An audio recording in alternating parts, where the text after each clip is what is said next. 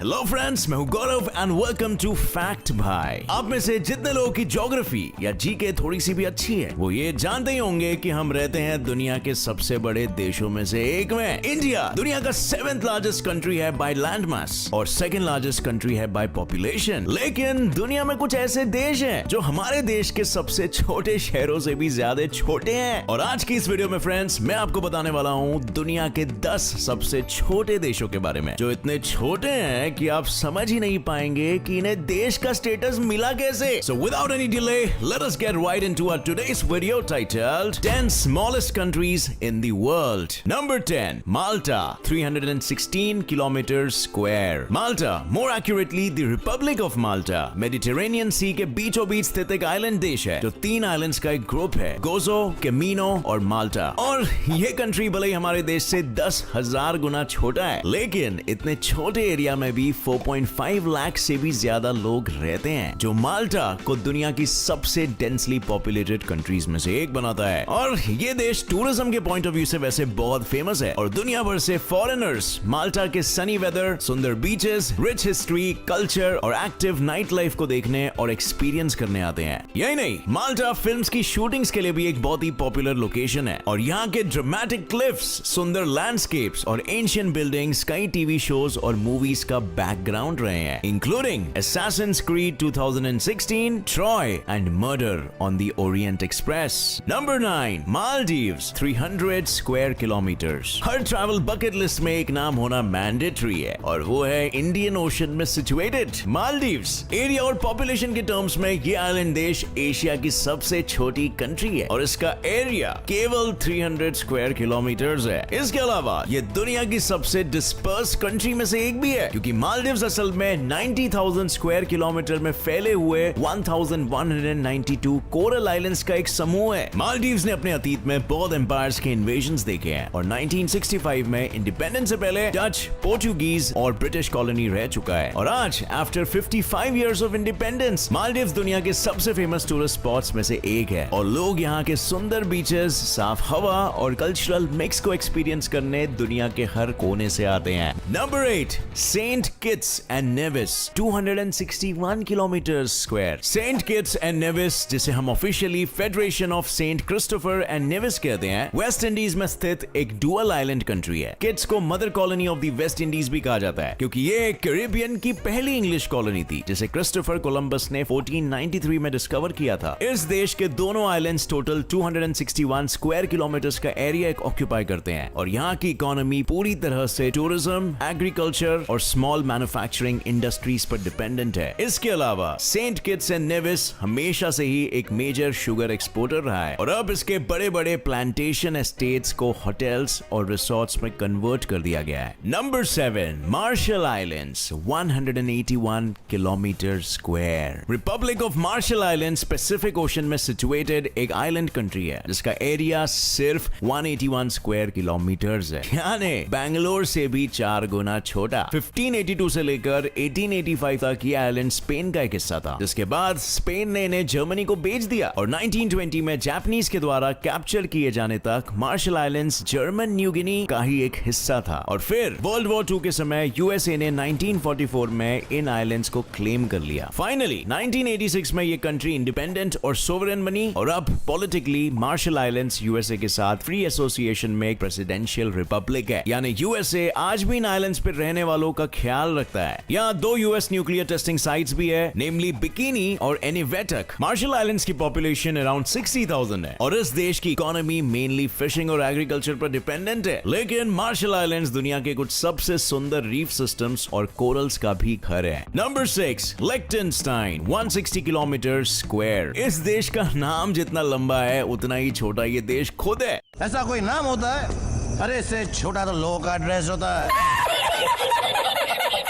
आप नाम सुन के ही समझ गए होंगे कि लिechtenstein एक जर्मन स्पीकिंग देश है जिसका एरिया केवल 160 स्क्वायर किलोमीटर्स है, यानी हमारे देश से 20,000 गुना ज्यादा छोटा, जो इसे दुनिया का 6th सबसे छोटा देश बनाता है। यही नहीं, ये देश दुनिया का एक इकलौता ऐसा देश है जो पूरी तरह से एल्प्स माउंटेन्स में लोकेटेड है। और अगर हम इस देश की जीडीपी पर कैपिटा देखें तो लिechtenstein दुनिया की सबसे रिचेस्ट यानी अमीर कंट्री है और 2018 में यहाँ का एवरेज अनएम्प्लॉयमेंट रेट महज 1.7% था, जो दुनिया के सबसे कम अनएम्प्लॉयमेंट रेट्स में से एक है। Amazing right? बट सोचने वाली बात तो ये है कि इतने छोटे देश की जीडीपी अपने से 50 से 60 हजार गुना बड़े देशों की जीडीपी पर कैपिटा से कंपेयर करने के बाद भी इतनी ज्यादा कैसे हो सकती है? क्या आप इसे एक्सप्लेन कर सकते हैं? Number 5, San Marino 61 kilometre square. तो फ्रेंड्स, अब हम आगे हैं उन कंट्रीज पर जिनका एरिया 100 किलोमीटर पर स्क्वायर से भी कम है। सबसे पहले आता है सैन मरीनो, जो चारों तरफ से इटली से सराउंडेड है और इस देश का एरिया 61 किलोमीटर स्क्वायर है, यानी चंडीगढ़ का भी आधा। And by the way, Chandigarh India का तीसरा सबसे छोटा शहर है। ऑफिशियली इसे रिपब्लिक ऑफ सैन मरीनो कहते हैं और प्यार से the most serene republic of San Marino भी बुलाया जाता है। 301 एडी में इस देश का जन्म हुआ था और आज ये दुनिया की सबसे पुरानी सोवरेन कंट्री है। अगेन, सैन मरीनो एक काफी वेल्दी कंट्री है और इसका अनएम्प्लॉयमेंट रेट भी बहुत कम है। लेकिन इस देश की पॉपुलेशन भी तो बस 30,000 के करीब है, यानी चंडीगढ़ की पॉपुलेशन से भी करीब 3 गुना कम। और इटली जैसे डेवलप्ड नेशंस के बीचों बीच होने के बाद अनएम्प्लॉयमेंट रेट ज्यादा होने का तो सवाल ही नहीं होता। Number 4, टुवालू 26 kilometre square. Pacific ocean में ऑस्ट्रेलिया से नॉर्थ ईस्ट पर जाने पर आपको मिलेगा टुवालू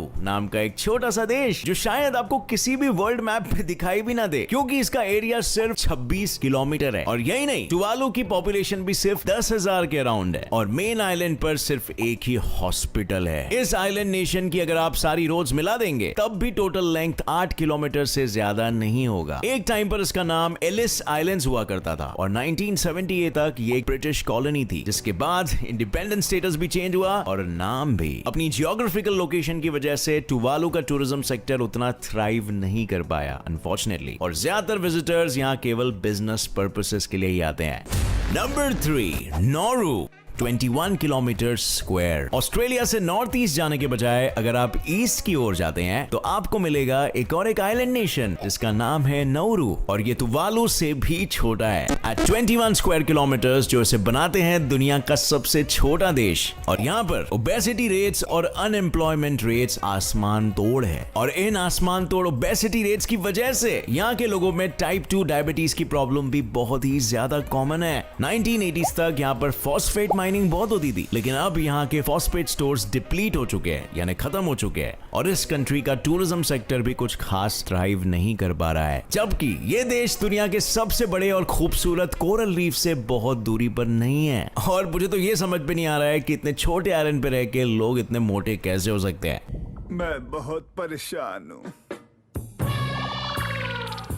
नंबर 2, मोनाको 2 किलोमीटर स्क्वायर। अब सच बताना फ्रेंड्स, जब मैंने इस कंट्री का नाम लिया दिमाग में सबसे पहले आपके मोनाको बिस्किट आया है ना। एनीवे, फ्रेंच रिवेरा में लोकेटेड ये देश घर है बहुत सारे मिलियनेयर्स और बिलियनेयर्स का, और दुनिया का सेकंड सबसे छोटा देश भी है एट जस्ट 2 किलोमीटर स्क्वायर। तो आपको 1 घंटे से भी कम लगेगा, मतलब 1 घंटे में आप पूरा देश घुमाओगे। मोनाको इतना छोटा होने के बाद भी ऑलमोस्ट 36,000 लोगों का घर है, which makes it the most densely populated country in the world। कहने को तो मोनाको एक इंडिपेंडेंट देश है, लेकिन अपने देश वाले स्टेटस को बनाए रखने के लिए पूरी तरह से फ्रांस के ऊपर डिपेंडेंट है। इस देश की प्राइमरी इनकम और प्राइम अट्रैक्शन आती है कैसीनोज से और अपने रिच गैम्बलिंग कल्चर और luxury goods and services industry की वजह से, और इस वजह से ये देश दुनिया के सबसे अमीर लोगों का प्लेग्राउंड है। Number 1, Vatican city 0.44 square kilometres. अब हम आते हैं फाइनली दुनिया की सबसे छोटी कंट्री पे, जिसका एरिया 1 किलोमीटर स्क्वायर से भी कम है, इनफैक्ट आधा किलोमीटर से भी कम है, और वो है वेटिकन सिटी। ये कंट्री घर है दुनिया के सबसे बड़े चर्च यानी दी सेंट पीटर्स बेसिलिया का, जिसमें रिनेसेंस पीरियड के कुछ सबसे सिग्निफिकेंट आर्ट पीसेस है, जैसे कि the creation of Adam and Peter. Vatican city में ही पोप का घर भी है, और इस देश की प्राइमरी इनकम आती है दुनिया भर के 1 बिलियन से भी ज्यादा रोमन कैथोलिक चर्चेस के वॉलंटरी कंट्रीब्यूशन से, पोस्टेज स्टैम्प सेल से, टूरिस्ट मोमेंटो से, और म्यूजियम एडमिशन फीस से। और इसी के साथ फ्रेंड्स होती है हमारी आज की ये वीडियो खत्म। अगर आपको मेरा ये वीडियो पसंद आया और इससे नया कुछ सीखने मिला तो बिल्कुल एक लाइक जरूर ठोकना। मेरे चैनल को सब्सक्राइब करिए और दबाइए नीचे दिया गया बेल आइकन, ताकि आप आगे आने वाली कोई भी नई इंफॉर्मेटिव और इंटरेस्टिंग वीडियो को मिस ना कर पाए। मिलेंगे बहुत जल्द with more amazing facts and more interesting stories. And till then, keep watching and keep learning.